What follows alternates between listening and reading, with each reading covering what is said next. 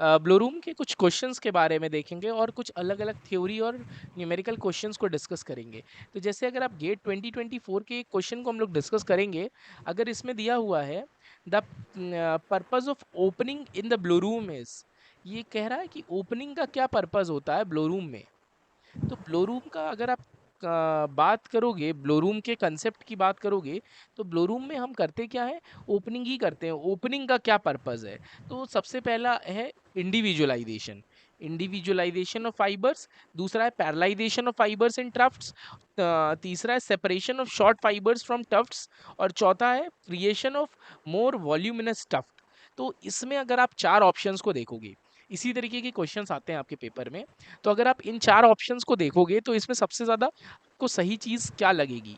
तो अगर हम ओपनिंग की बात करते हैं, कोई भी फाइबर है, कोई भी फाइबर है, तो फाइबर में ट्रैश ट्रैश पार्टिकल्स, लिंट और फाइबर्स, सब तरीके की चीज़ें प्रेजेंट होती हैं। तो हम जब ओपन करते हैं, तो ओपनिंग का, ब्लोरूम का मेन जो ऑब्जेक्टिव होता है, वो इंडिविजुअलाइजेशन नहीं होता है। इंडिविजुअलाइजेशन कहाँ पे होता है?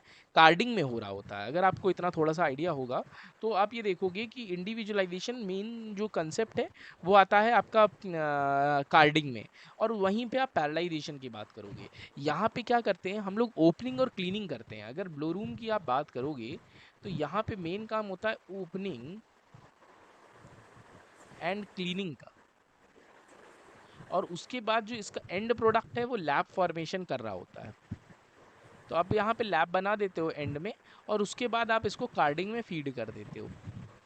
तो you just feed into the carding material. तो यहाँ पे ऑब्जेक्टिव जो हो गया, यहाँ पे आपका ऑब्जेक्टिव ये हो गया कि यहाँ पे आप इन चार ऑप्शंस में देखोगे, तो इंडिविजुअलाइजेशन होगा नहीं क्योंकि ये कार्डिंग का ऑप्शन है। पैरलाइजेशन ऑफ फाइबर्स ये भी नहीं है। Separation of short fibres from tufts, tuft क्या होता है, जैसे ये है, इससे आप अलग अलग छोटे छोटे फाइबर्स को अलग अलग कर लो। तो हमारा ऑब्जेक्टिव ये होता ही नहीं है ब्लोरूम का। ओपनिंग का मतलब क्या होता है? Creation of voluminous stuffed, more voluminous stuffed. मतलब वॉल्यूमिनस स्टफ्ड, ये देखिए, दिस इज अ टिपिकल, मतलब if it sounds something different, but voluminous stuffed का मतलब क्या होता है? आप इसमें क्लीनिंग में क्या करते हो, जैसे ये आपके स्पाइक्ड रोलर्स हैं,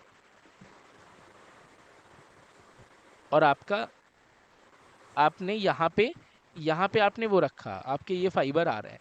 तो इससे जब ये, इनके स्पाइक्स जब इससे टकराते हैं, तो होता क्या है, ओपनिंग, क्लीन ओपनिंग होती कैसे है?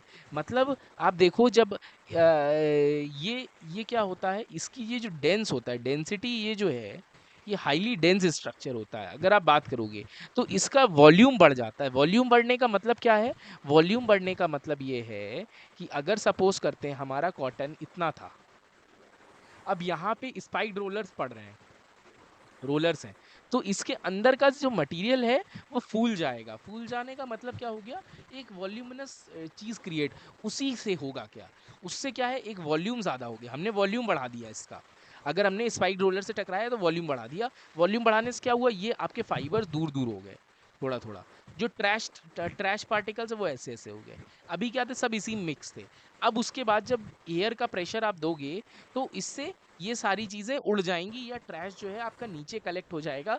बाकी आपके फाइबर्स जो हैं, वो लैब का फॉर्मेशन कर देंगे।